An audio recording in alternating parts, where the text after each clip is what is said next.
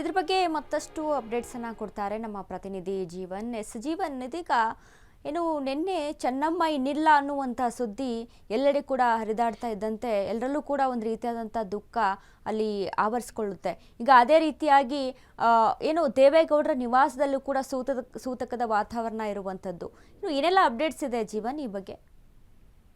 S ವನಿತಾ, ಏನು ನಿನ್ನೆ ಚೆನ್ನಮ್ಮ ಅವರು, ಏನು ದೇವೇಗೌಡರ ಪತ್ನಿ ಚೆನ್ನಮ್ಮ ಅವರು ನಿಧನವಾಗಿರೋದು ಸದ್ಯ ಏನು ದೇವೇಗೌಡರ ಕುಟುಂಬಕ್ಕೆ ನೋವು, ತಾಳಲಾರದ ನೋವು ಅಂತಾನೆ ಹೇಳ್ಬೋದು. ಸದ್ಯ ಎಲ್ಲರೂ ಕೂಡ ದುಃಖದಲ್ಲಿ ಇರುವಂತದ್ದು.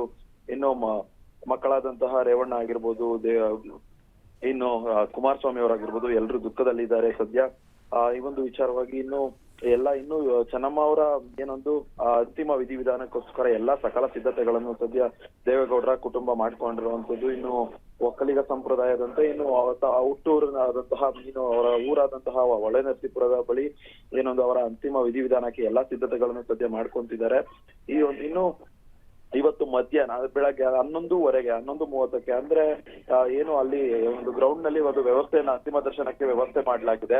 ಅದರ ಬಳಿಕ ಅಲ್ಲಿಂದ ಹೊಳೆನರಸೀಪುರಕ್ಕೆ ರಸ್ತೆ ಮೂಲಕ ಏನು ನೆಲಮಂಗಲ, ಕುಣಿಗಲ್, ಬೆಳ್ಳೂರು ಕ್ರಾಸ್, ಹಾಸನ ಈ ಮೂಲವಾಗಿ ಇನ್ನೊಂದು ರಸ್ತೆ ಮಾರ್ಗವಾಗಿ ಹೊಳೆನರಸೀಪುರಕ್ಕೆ ಒಂದು ಪಾರ್ಥಿವ ಶರೀರ ಕೂಡ ಬರುತ್ತೆ.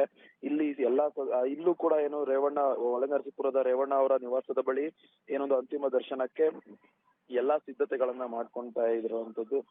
ಇದ್ರ ಬಳಿಕ ಏನು ಇವತ್ತು ರಾತ್ರಿ ಕೂಡ ಅಲ್ಲೇ ಅಂತಿಮ ದರ್ಶನವಾಗಿ ಪಡೆದುಕೊಂಡು ಇನ್ನು ಬೆಳಗ್ಗೆ ಕೂಡ ಅಂತಿಮ ದರ್ಶನಕ್ಕೆ ಏನೊಂದು ಟೈಮ್ ಕೂಡ ಕಲ್ಪಿಸಲಾಗಿದೆ. ಇನ್ನು 9:30 ಬಳಿಕ ಇನ್ನು ಪೂಜಾ ಕಾರ್ಯಗಳು ಒಕ್ಕಲಿಗ ಸಂಪ್ರದಾಯದಂತೆ ಎಲ್ಲಾ ಕಾರ್ಯಗಳನ್ನ ನೆರವೇರಿಸ್ತಿದ್ದಾರೆ ವನಿತಾ. ಇದ್ರ ಜೊತೆಗೆ ಏನು 2 ಗಂಟೆ ಅಂದ್ರೆ ನಾಳೆ ಮಧ್ಯಾಹ್ನ 2 ಗಂಟೆಯಿಂದ 4:15 ಸುಮಾರಿಗೆ ಒಂದು ಅಂತಿಮ ವಿಧಿವಿಧಾನ, ಒಂದು ಚೆನ್ನಮ್ಮ ಅವರ ಅಂತಿಮ ವಿಧಿವಿಧಾನ ಏನೊಂದು ಅಲ್ಲಿ ರಂಗನಾಥ ಸ್ವಾಮಿ ಬೆಟ್ಟದ ತಪ್ಪಲಿನಲ್ಲಿ ನಡೆಯುವ ಒಂದು ಮಾಹಿತಿ ಸಿಕ್ಕಿರುವಂತದ್ದು ವನಿತಾ.